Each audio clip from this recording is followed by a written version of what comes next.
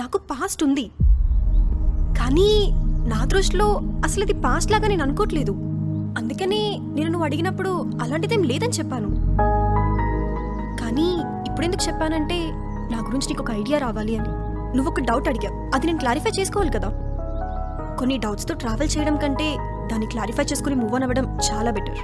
నన్ను ఒక అబ్బాయి లవ్ చేశాడు, నాతో మాట్లాడడానికి చాలాసార్లు ట్రై చేశాడు.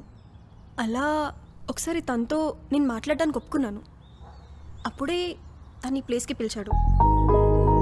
ఆ రోజే తను ప్రపోజ్ చేశాడు, కానీ నాకు కొంచెం టైం కావాలి అని అడిగాను.